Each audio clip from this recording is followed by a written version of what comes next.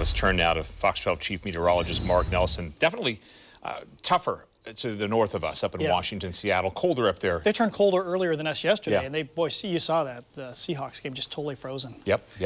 We didn't freeze until this morning, and we'll be pretty much below freezing tonight. Pete, look at the pretty snowflakes. This is our Chinook Winds Beach Cam at Lincoln City. This is probably one of 5 times in the last 10, 12 years I've seen snow there falling from the sky. So that's pretty neat. Temperature's a little above freezing. It'll come down to freezing, then you go well above freezing tomorrow. Earlier, Pete, this was great. You could see kids playing on the swing set as snow flurries were beginning on a white frosted beach. Isn't that pretty? Very unusual, yeah. Look at that. People had that little Christmas holiday down there at the beach. Our Shiloh and Seaside Cam shows plenty of people wandering around the streets having a great time. So you picked it right. I mean, it could have easily been rainy and stormy and 50 degrees, which is fun too in a different way. Okay, so we are under a winter weather advisory here. Here we go. Put on the colors. That's the coastline and the valleys. Now you're thinking, wait, it's only going to snow at the coastline and the valleys. No, that's not how it works. There is different criteria, much higher criteria for the coast range, the foothills, and the Cascade Range, and for that matter, the Columbia River Gorge. So a trace to an inch. It's interesting because the criteria used to be in the 90s, you had to get 3 inches of snow or more to get what was called a snow advisory back then, or winter weather advisory. And they lowered the criteria for these real marginal type events sometime, I think, in the late 90s. So anyway, a trace to 2 inches, I think, is most likely. I bet you most of us a trace to an inch. I think that's more likely. But so this means, since it's cold everywhere, this entire region will have a fresh coating of snow by sunrise. Maybe a little bit, maybe an inch, maybe slightly more. Winter traveling conditions during the morning drive, though, for sure. So to sum it up here, it's kind of easier forecasting than what we just had with those scattered showers. All areas get some light snow that comes and goes tonight. A trace to an inch could fall anywhere, including the coastline.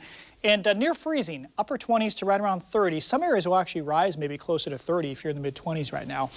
Snowy and icy then on untreated roads. Keep in mind, I've seen a lot of trucks with the word salt on them from ODOT, and I noticed like Highway 26, Interstate 84 just has been totally clear. So just because it's wet there doesn't mean it's not going to be frozen in your neighborhood. Right around 30 west of the Cascades right now. You can see the snow spreading in, although it's kind of a little moth-eaten looking here. It's not like a huge wall of snow. A lot of it is going by offshore on the way to California. And right now you're probably getting some snow flurries, at least in Salem, Dallas, Willamina, McMinnville. And the plan is, here's a model forecast. We think it pulls out of here tomorrow afternoon. It's still pretty cloudy through the afternoon. There could be flurries still, but notice we go a little bit above freezing. Watch what happens Wednesday, though. It clears out. We get a cold east wind, low to mid-20s Wednesday morning. Wednesday afternoon, a lot of sunshine coming up. We're going to struggle to get much above freezing because that cold air will be coming out of the gorge. That's the first time we've seen that this time around. But just as quick, we get a south wind back by Thursday midday. So that system coming in Thursday may start as snow, then go to like a mix of some sort. Notice we're once again in the mid to upper 30s on Thursday afternoon. That's actually midday Thursday, maybe warmer by afternoon.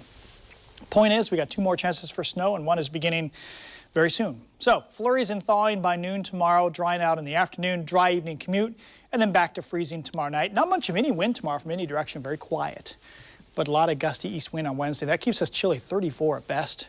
I think a little warmer Thursday, and then Friday looks dry, and maybe it'll be dry for the New Year as well. Pete, right now we don't see any big weather events for New Year's Eve and New Year's morning, so that's good.